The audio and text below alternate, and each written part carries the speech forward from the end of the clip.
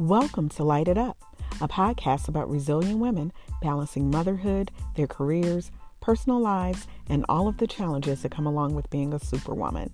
Each week, you'll be motivated to take action to lead, inspire, transform, and empower. Now, here's your host, Dr. Regina.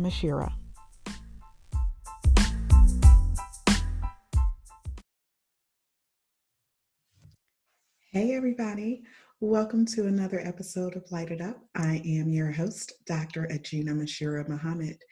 I want to thank you for taking time out of your schedule to tune in to Light It Up. If you are a returning listener, thank you so very much for choosing to tune in once again this week. And if you are new to the podcast, welcome to Light It Up. I hope that there is something shared with you today that you will find inspiring and something that can help you throughout the remainder of your week. Today, I am doing things just a little differently.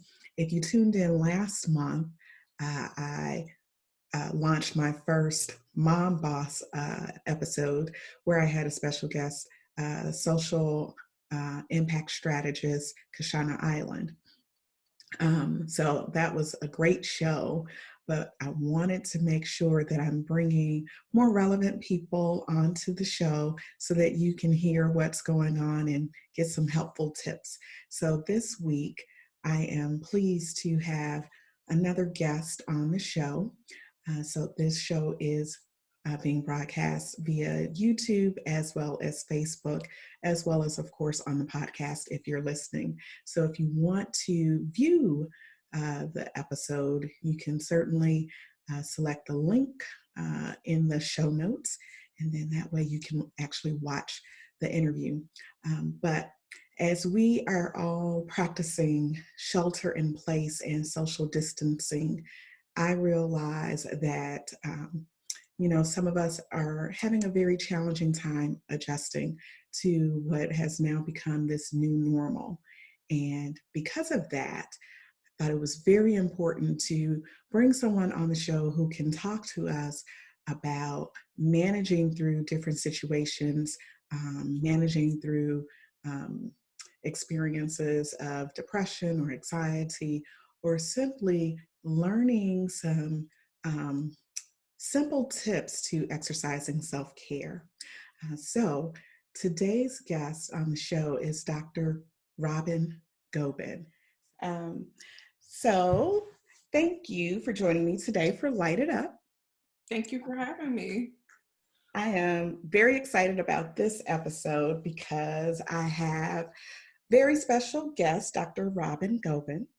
Dr. Gobin is a licensed clinical psychologist, mindfulness instructor, speaker, researcher, university professor, and the published author of The Self-Care Prescription, Powerful Solutions to Manage Stress, Reduce Anxiety, and Increase Well-Being. And you're also, right, the developer of the Transform You iPhone app. Yes. So thank you again for joining me. I think it was about a year ago, actually, that we met. Yeah, I can't believe it's been that long. I know.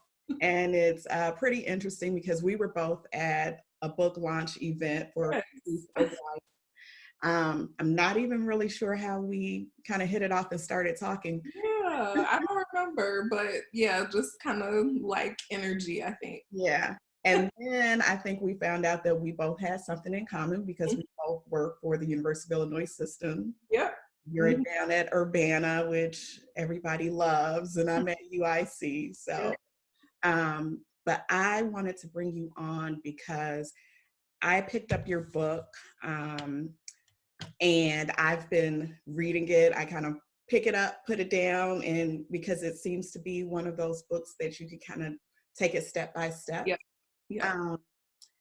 And I know that with your background and your area of interest and expertise primarily focuses on women, right? Mm-hmm. Yeah, definitely. Yeah. And so considering that we're in this new reality, everybody's in this shelter in place, it's a new reality for all of us.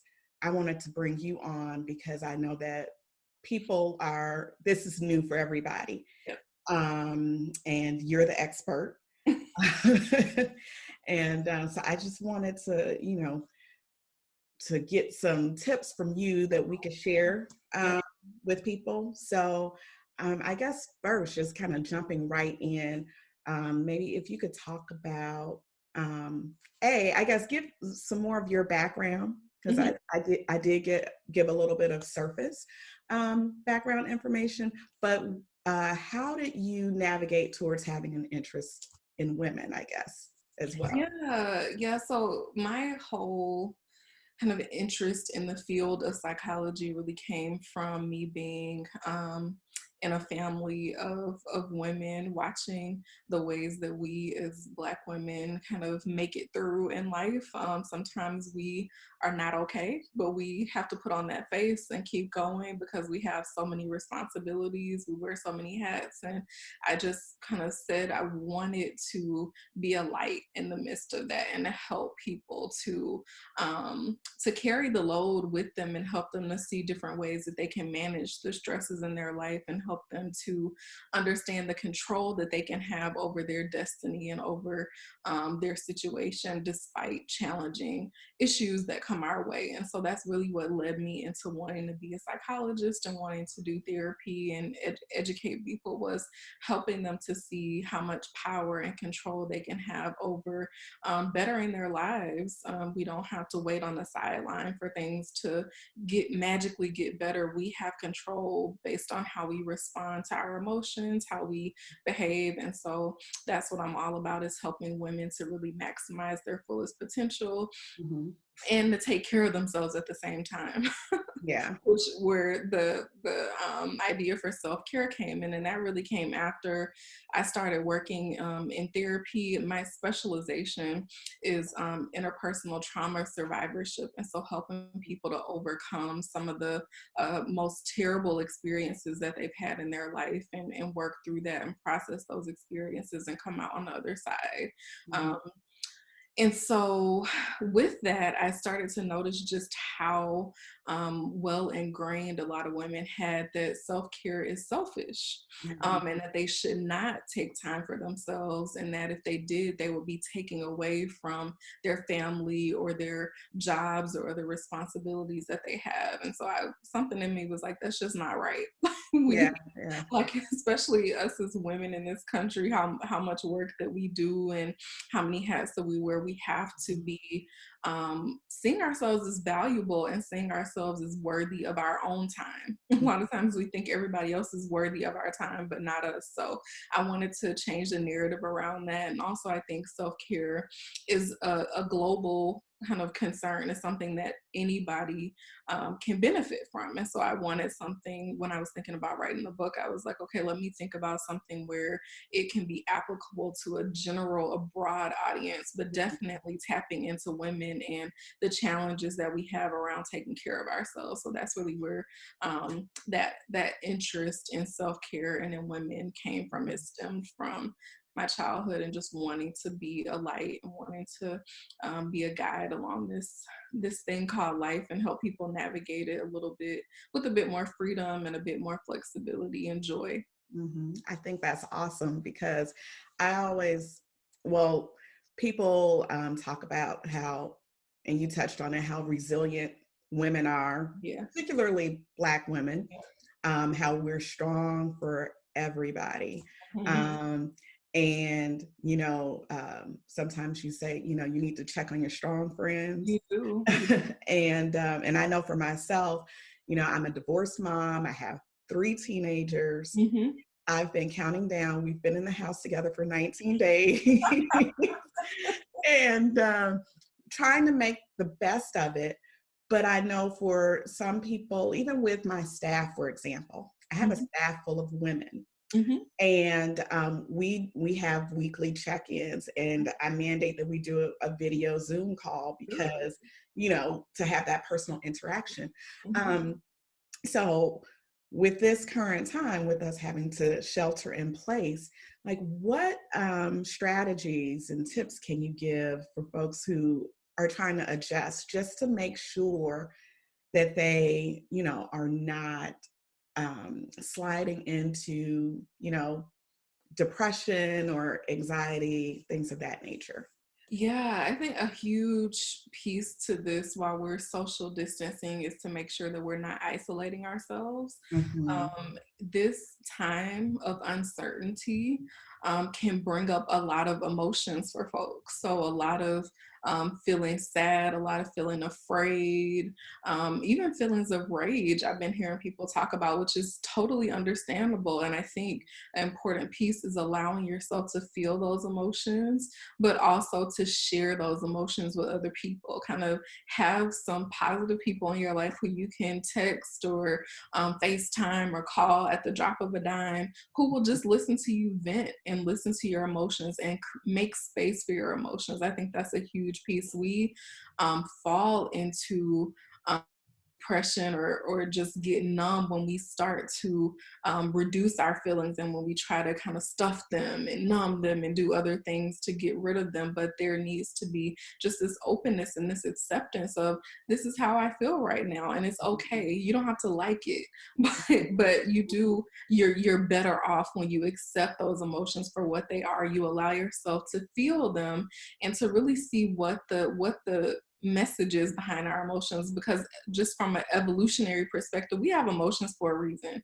They Right. come to communicate things to us, to alert us to things that need our attention in our bodies or in our environments. And so I would encourage folks to make room for those emotions. Don't just try to get rid of them, make them different right away, but make room for them. Allow yourself to feel them. Sometimes you just need a good cry like that. Mhm. Sometimes when you're frustrated and you don't know what else to do, that can be very cathartic, very cleansing. So allow yourself to feel those emotions, allow those emotions to do their work, and then confide in some folks who you can trust to share those emotions with and say, okay, this is what I'm going through, and then help, and then they can help you to move through those emotions. So to hear them, to validate them, and then they'll say, okay, what are we going to do to help you get out of this space so that you don't start to slip into, like you mentioned, a deep depression um, or deep anxiety. And also sometimes it might mean reaching out for therapeutic help. So our friends can be only so helpful because of their training, right? And their friends. And so when we find ourselves in a place where we have been battling for a long period of time and we feel like we need that extra level of support, I would suggest reaching out to a therapist. And a lot of therapists, given what we're going through right now, are doing telehealth. So they are transitioning their practices online, and a lot of them had already been offering online services. So Mhm. I would encourage you to check with your healthcare insurance and see, because a lot of times a barrier to seeking therapy is that we think, oh, it's going to cost a lot of money, and but double check with your healthcare coverage, particularly now because they are even making some guidance around allowing plans that maybe hadn't before covered telebehavioral help. Now they're covering it because they realize there's an enhanced need during this time of uncertainty. So check on that. And if you need more support from a professional, someone who's trained in knowing how to help you to move through a period of depression or move through anxiety, I would encourage you to definitely reach out. And I know that particularly in the Black community there can be stigma around Right. going to a therapist. You feel like I'm weak, or that means I'm crazy, like only crazy people go to therapy. I've heard people say this a lot, and that couldn't be further from the truth. My personal opinion is that everybody could benefit from a therapist. They are a trained person who's trained to help you walk through particular emotional challenge that you have. They can help you think through even relationship struggles that you have. And the great thing about a therapist is they are impartial, right? They only know you. So, and it's not, when you're talking to a friend, it's supposed to be kind of like a mutual exchange, a mutual supporting of each other. But the great thing about therapy is it's all about you. So you get all the attention, all the focus on you to really help you to move through the difficulties and challenges that you're having. And if you're human, you have difficulties and challenges, right? Like none of us are immune prone to feeling sad sometimes, feeling down, and getting stuck in life. And so why not, if you have this resource available to you of experts, just like you would go to a physician when your leg is broke, you wouldn't just kind of walk around and try to drag it around, because that wouldn't be effective. So it's the same thing with when you are feeling emotionally stuck or having challenges. Don't just try to kind of grit and bear it and put that. I know we all kind of have that S on our chest and we try to just keep going, but it wasn't meant for you to carry alone. The burdens that we have, and like, we are social beings, and we were meant to rely on other people and to help lift other people up. So give that some thought. If you have that barrier in your mind around, like, people are gonna say something about me, they're gonna think something about me, or I'm gonna be perceived as crazy because I went to therapy. Just think about what's the cost that you're paying by not going to therapy, right? Like, because a lot of times we feel like we're doing okay and we can just keep it going, but what happens is that struggle that we have starts to seep into our relationship with our kids, where we are more irritable, we find ourselves yelling all the time, or a relationship with a partner or even coworkers. We're not showing up as the best version of ourselves when we don't take care of ourselves. And you might be fooling yourself thinking, I'll just drink all the coffee and to get my energy and I'll just show up and be good, but you're not giving the people in your life the best version of yourself if you don't take care of yourself. So that's a huge message that I preach everywhere I go to women. Like, it's not, self-care is not selfish, because other people benefit. When something's selfish, only you benefit. Right. But when you take care of yourself, everyone in your life benefits, because you show up as the best version of yourself and you have energy and effort and creativity to give to them from the overflow. And so they're just not getting the leftovers, of your energy and of your attention. And so it's really important to think about that if that's been internalized, because I know that message is in society. So a lot of us may have internalized that we don't deserve it or it's selfish. Right. And I'm so glad you touched on that, because seeking professional services has been taboo in the Black community. And I know I have gone to counseling. Currently, I go to counseling now. I mean, it's a different method. And everybody knows it because I talk about it. Because, if I didn't, I wouldn't be able to do the things that I do. And I realized, like, I need to be able to talk to somebody. And there were actually specific points in my life where I sought counseling. The first time was actually before I got married.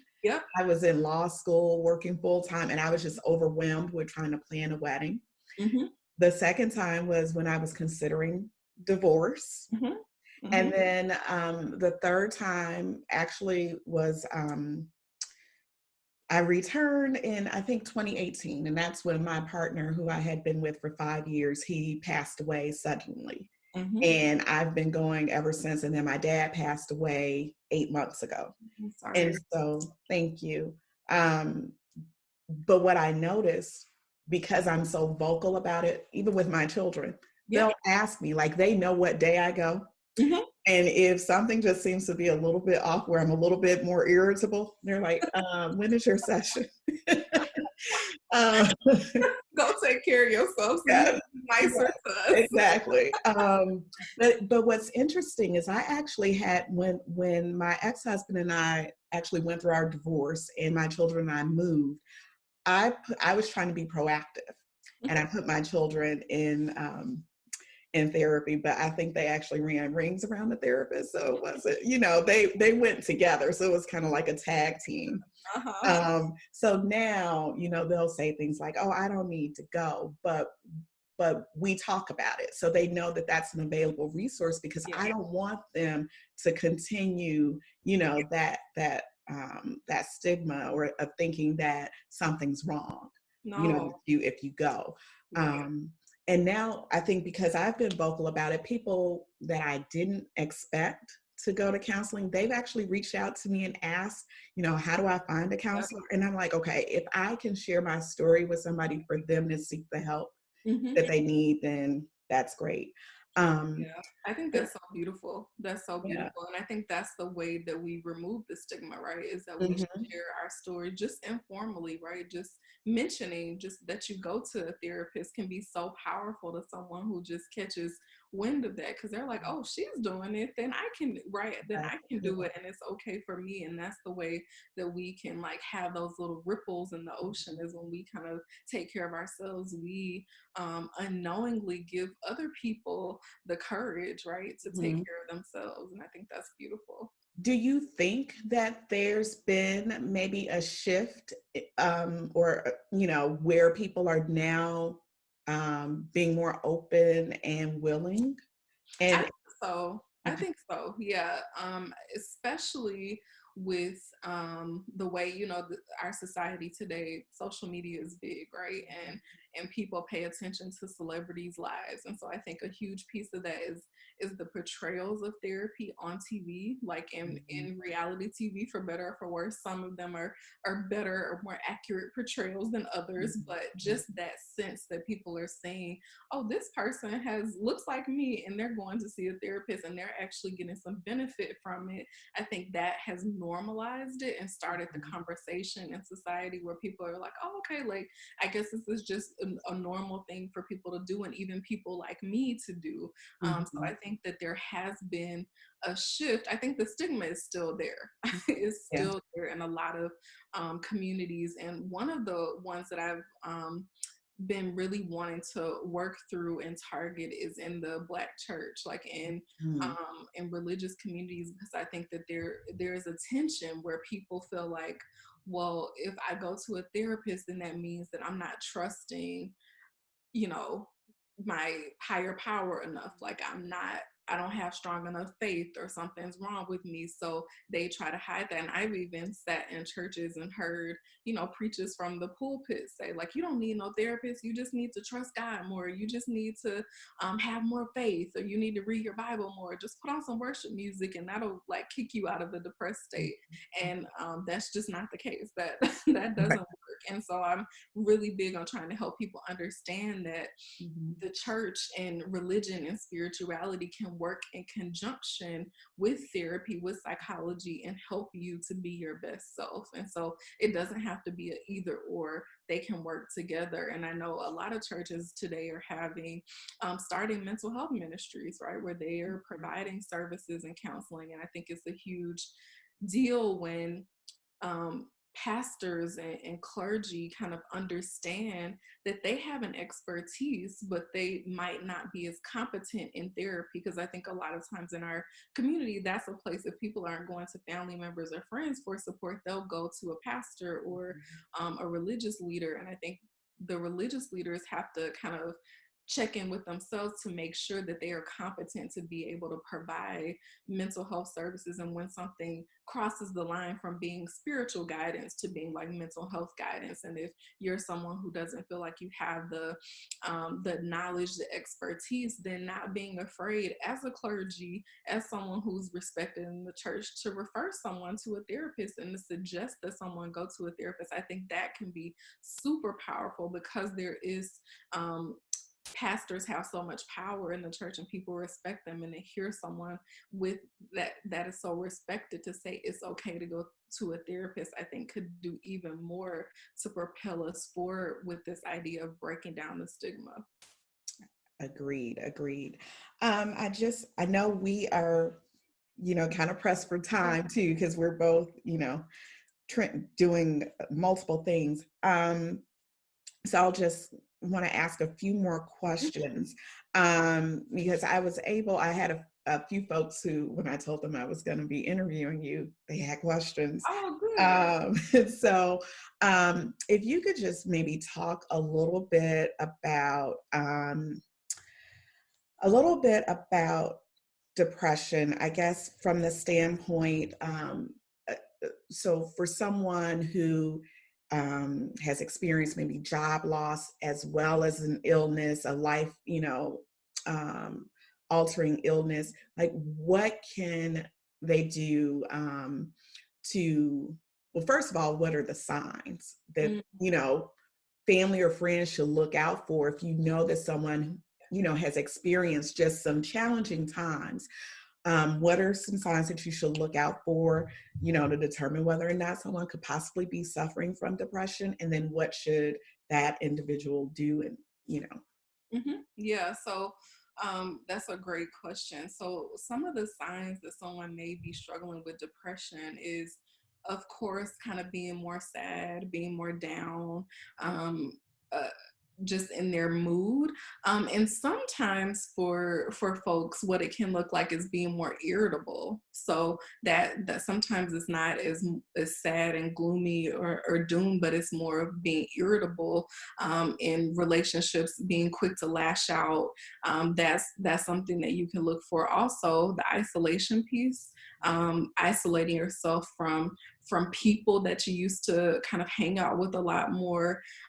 Also, not engaging in hobbies that you used to find pleasurable. So stepping away. So if someone used to, always be at church every Sunday, and now like they are, not at church, and they, every time you talk to them, is something else has come up, kind of check out, okay, what's going on? Because that's one of the signs of depression, is people no longer get pleasure out of the things that used to bring them pleasure, and so they stop engaging in those activities. So that's another thing.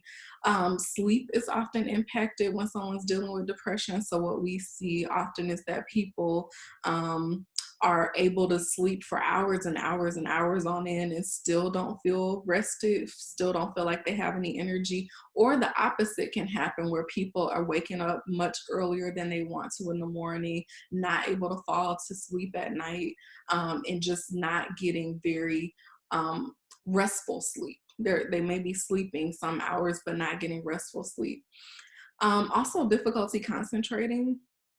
That's a huge symptom sometimes of depression, where people just find it hard to make decisions. They find it hard to concentrate, to focus on one thing at a time. Also, your view of yourself is often impacted when you're depressed. So you look at yourself as maybe unworthy of things.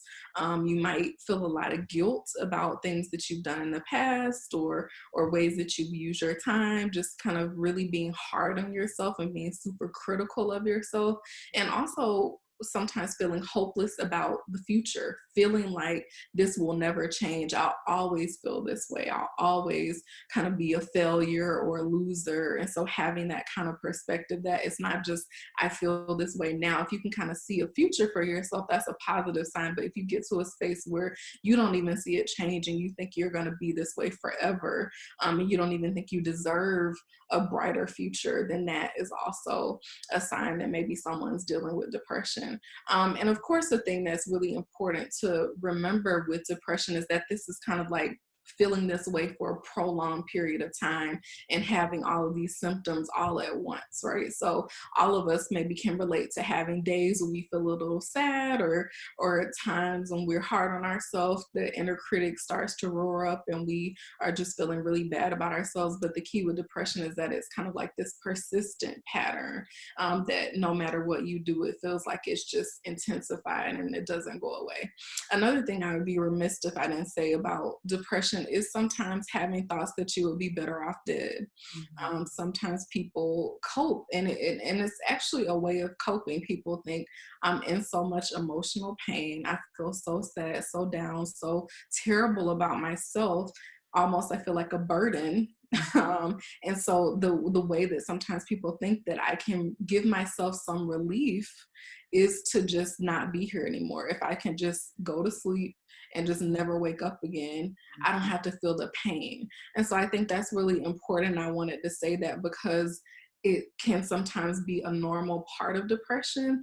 And also, it is something that we want to be sure to support people around and try to understand. Because I think in our society, we have we have a negative connotation with that, and we kind of hop on people and say you should never feel that way. But if you think about it, if you were in excruciating pain and it felt like it was never going to go away, that might be somewhere your mind might go, right? And so we don't want people to stay there, but we do want to be able to empathize and sympathize with, you must be in so much pain, and I understand why you feel that way, and let's get you some support and some help, because we want you to stay here, we want you to stay alive.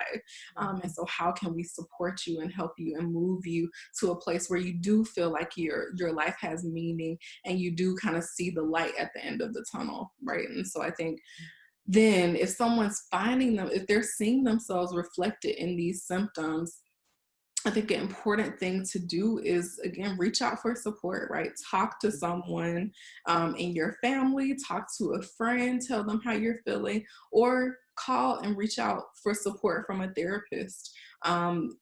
It really is important to make sure that you don't go in isolation with these symptoms, right? Because they thrive in isolation and they just build on each other, and it can intensify and get worse. So the more you isolate, the worse off you are. The more you reach out for help, even though it can take a lot of energy and it can feel counterintuitive, because you might have this facade that you want to keep putting up, that I'm doing good, I'm doing well, I'm strong, I'm capable. But again, remember what I said earlier, is that we all need support. We were born as social beings, and we need that support, whether it's professional support or informal support from family or friends. So I would say reach out. If you feel like you're not in a place to reach out, I would suggest maybe starting with some self-help books. You can look on Amazon. If you just Google depression or on Amazon and put in that as a search term, depression self-help books, look at some books and see what ones might kind of speak to you. Again, I think that's not a substitute for therapy, and it's not going to be as powerful or as effective as therapy would be. But if you need to kind of take steps, and if that's a step you're willing to take, getting a self-help book. Another thing that I know, there's a lot of apps out there that you could use, that you do a mood check on the app, and it will ask you what your mood is like, and actually give you different strategies or different suggestions with regard to what you can do to help improve your mood, or how you can cope with feeling sad or feeling down. And so that can be, again, another initial step. I would still say therapy is, again, going to be the most effective, but that's an initial step. Another thing that people sometimes find useful is to, if you have a primary care provider, sometimes people will talk to their primary care provider about their symptoms, and they'll be prescribed an antidepressant. And so some people prefer that. And so I would say that that's another option if you feel like you need something to help give you the energy to maybe engage in therapy, that may be starting with talking to your primary care provider, so they can provide you with a referral to a psychiatrist, or sometimes they will prescribe something that you can take. But again, I think therapy is my number one suggestion, just because it helps you to kind of get to the bottom of, how did I get here? What are my triggers? What's contributing to me feeling this way? And then give you some tangible strategies for how you can move forward and cope effectively with these symptoms, because sadness will come again, right? That's a part of the human experience. We experience joy, we experience pain, and we need those skills to help us to be able to cope when those times come. And that's what therapy gives you. The idea is that by the time you're finished working with your therapist, you can become your own therapist and help pull yourself out of these tough times. And so you want to get that support. Yeah. Well, before we close, Yes. because I know, but I just want to make sure. So I've got your book. And you see, I got my bookmark in here, but I really love the way, first of all, I love all of the color coding. But just if we could close on this note as far as self-care, because you hear so many people talking about practice self-care, if you could just kind of give tidbits on what does self-care really look like, because a lot of times people think, oh, it's getting your hair done or your nails done, but there are some ways that we can actually practice self-care even while we're at home sheltering in place. So if you could just. Definitely, yes. So my definition for what self-care is doing things that help you to feel healthy, happy and effective in your life. And the main word is you. So doing things for yourself that help you feel happy, healthy, and effective in your life. And so self-care does not have to be extravagant. It doesn't have to cost a bunch of money. I know that that is what often is portrayed in media and told us we need to, treat ourselves by going to extravagant dinner or getting our nails done. But it doesn't have to look like that. Self-care can look like taking a walk. Self-care can be playing your favorite song and actually sitting back and listening to it. It can look like snuggling on the couch with your pet or your kids. Like, that's what self-care is about: fueling yourself, nurturing yourself, your spirit and your body, so that you can show up to be the best version of yourself. So I challenge you to think about self-care is, okay, those three pieces: healthy, happy, effective in my life. What do I need to be happy, healthy, and effective? And how can I deposit that into myself? And another thing I'll say about self-care too is it doesn't have to take a bunch of time. I think that's another myth. People feel like it's just, my to-do list is already long enough.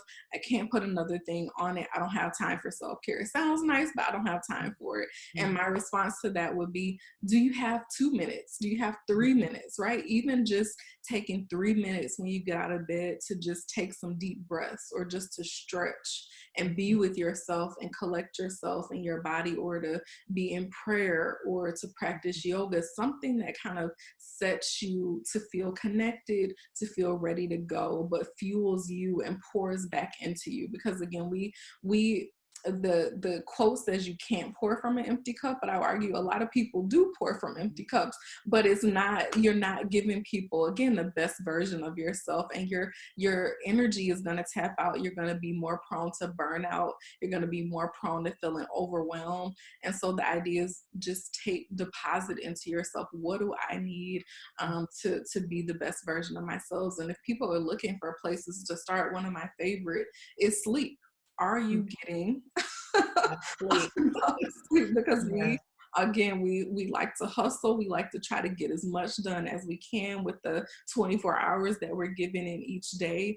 But rest is just as important as movement. Like, we know the body needs exercise and movement to function at its best, but it also needs rest. And so what is the quality of your sleep, and what can you do to help enhance the quality of your sleep, whether that's getting more hours of sleep, or whether that's setting boundaries around bedtime, like turning off the TV, turning off social media at a certain time, so that you lessen the sensory stimulation that you're getting, right? Looking at computer screens, looking at our cell phones, that is all this energy and all this sensory information into our brains, and it makes our brains be more active. But right when we want to go to sleep, we want to calm the brain down and give the brain signals that it's time to go to bed. One of those signals can be turning the phone off, so that your brain says, okay, I'm not getting that bright light, I'm not getting that stimulation. And maybe even taking a warm bath to wind yourself down, or drinking a warm cup of tea at night to kind of calm your body,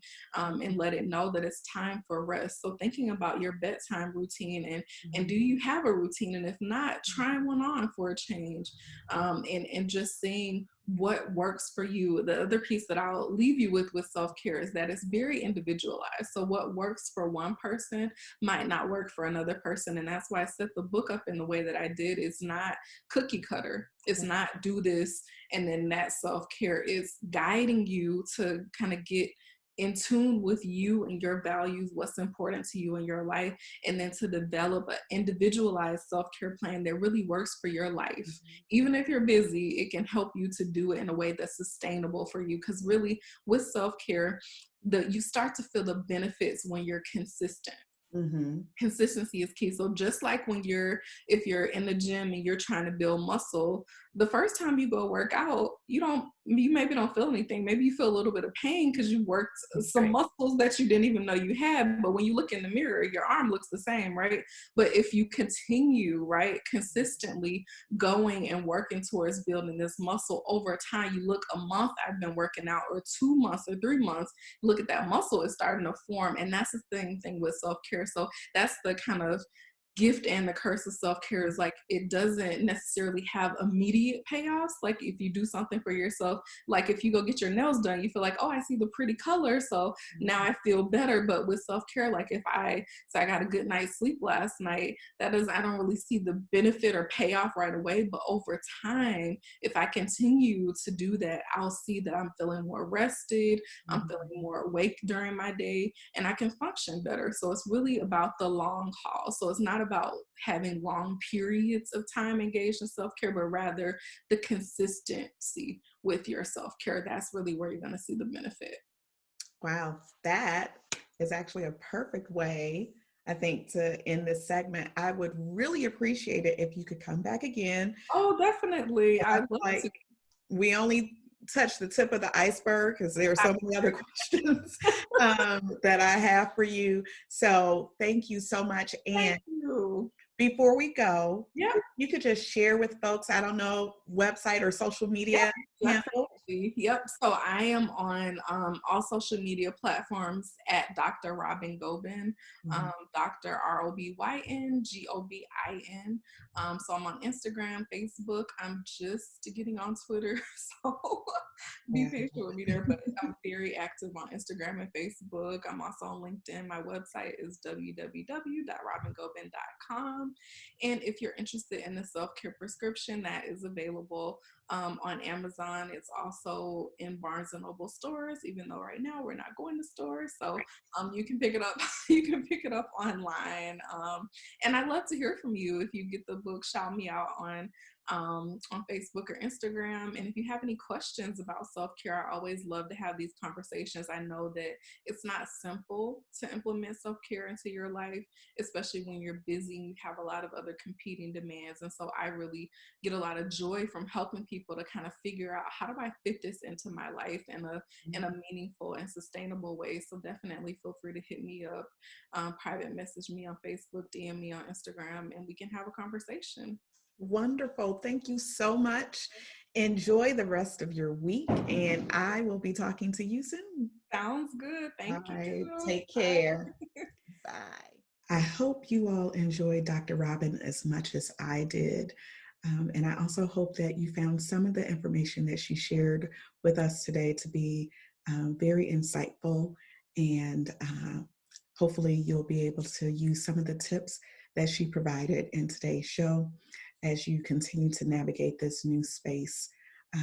So if you have any questions or concerns, please feel free to send me a message and I'll make sure that I respond to you. Also, if you have any ideas on who you'd like to see on the next episode of Lite It Up, as I bring on special guests, feel free to send me a message. You can always connect with me on social media using the handle at Lite It Up Podcast, or you can send me an email. My email address is drregina@reginamahammed.com. I hope you have a wonderful remainder of the week. And until next time, remember to light it up and shine bright like a diamond. To connect with Dr. Robyn Gobin, clinical licensed psychologist and author of the Self-Care Prescription, visit her website at www.robingobin.com. You can also connect with Dr. Gobin via social media on Facebook, Instagram, and Twitter using the handle at Dr. Robyn Gobin.